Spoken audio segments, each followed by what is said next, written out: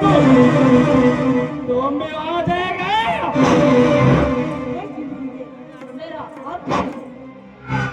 तू कपड़ी तो लड़की है, बात नहीं, स्टेशन से आप शिष्य करता है ನನಗೆ ನಮಸ್ಕಾರ ಆಯ್ತು. ಈ ಲೋಕಕ್ಕೆ ಬಾಯಿನ ಹೇಳಿ ಪೊಲೀಸ್ ಹೇಳಿ ಒಂದು ಬುದ್ಧಿ ಕಳಿಸಿದ್ರೇನೆ ಬುದ್ಧಿ ಬರೋದು ಈ ಬದ್ಮಾಷ್ಗೆ. ಹಲೋ ಮೇಡಮ್, ಆದೇಶದಲ್ಲಿ ಅಪಾಯ ತಂದುಕೊಳ್ಳಬೇಡ.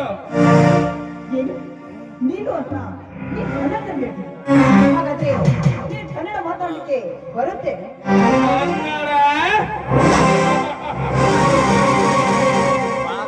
ಕನ್ನಡ ನಾಡಲ್ಲಿ ಹುಟ್ಟಿ ಕನ್ನಡ ಕಾವೇರಿ ನದಿ ನೀರನ್ನು ಕುಡಿದು ಬೆಳೆದ ಕೇರವಿದು. ಕನ್ನಡವಷ್ಟೇ ಅಲ್ಲ, ಸಕಲ ಭಾಷಾ ಪ್ರವೀಣನು ನಾನು.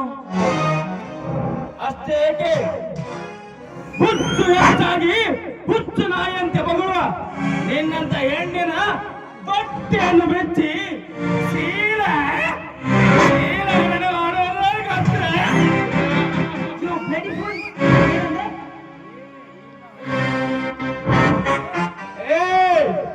ಇಲ್ಲಿವರೆಗೂ ಏನು ಅಂದಿಲ್ಲ. ಇನ್ನು ಮುಂದೆ ಅನ್ನುತ್ತೇನೆ ಕೇಳು. ನನ್ನ ಪಾಳೆಗಾರನಾದರೆ ನನಗೇನು? ನೀನು ನನ್ನನ್ನು ಸ್ಟೇಷನ್ ಹೇಳ್ತೀಯ? ಆ ಸ್ಟೇಷನ್ ಏನು ನಿಮ್ಮ ಅಪ್ಪಂದ? ಇಲ್ಲ, ಆ ಸರ್ಕಾರವೇ ನಿಮ್ಮ ಸತ್ತು ಎಂದು ತಿಳಿದ. ಏ ಲಡ್ಕಿ, ನೀನು ಹೋಗಿ ಕಂಪ್ಲೇಂಟ್ ಕೊಟ್ಟರೆ ನನ್ನ ಕೈಗೆ ಬೇಡಿ ಹಾಕೋ. ಇನ್ನೂ ಇನ್ಸ್ಪೆಕ್ಟರ್ ಹುಟ್ಟಿಲ್ಲ ಈ ಕಲಿಯುಗದಲ್ಲಿ. ಈ ಪಾಳೆಗಾರನ ತಂಗಿ ಮನಸ್ಸು ಮಾಡಿದ್ರೆ ಒಂದೇ ಒಂದು ನಿಮಿಷದಲ್ಲಿ ನಿನ್ನನ್ನಷ್ಟೇ ಅಲ್ಲ ನಿನ್ನ ಸಾವಿರಾರು ಜನನ ಒಂದೊಳಗಾಗುತ್ತಾಳೆ. Beautiful, very beautiful sweet. ಕೆಲವಿಲ್ಲದ ನಾಲ್ಕು ಇದು ಹತ್ತು ಮೀರಿ ಮಾತಾಡಬೇಡ.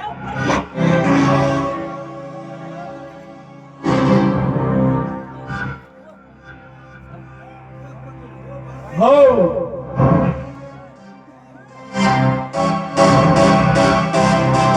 तुम मेरे को बस कर रहा है. ನಮ್ಮಂತ ಹರಿಯದ ಹುಡುಗಿಯರನ್ನು ಕಂಡ್ರೆ ನಿಮ್ಮಂತವರು ನಮ್ಮ ಹಣ ಆಸ್ತಿಗಾಗಿ ಪ್ರೀತಿ ಮಾಡ್ತೀನಿ ಅಂತ ಹಿಂದೆ ಬಿದ್ದು ಮೋಸ ಮಾಡೋರು ಚೆನ್ನಾಗಿ ನನ್ನ ಗೊತ್ತು. ನೀನು ಹೆಣ್ಣಲ್ಲ, ಹೆಣ್ಣಿನ ವೇಷದಲ್ಲಿ ಹೆಮ್ಮಾರಿ. ನಿಮ್ಮನ್ನ ಪಾಳೆಗಾರನಾದ್ರೆ ನನಗೇನು?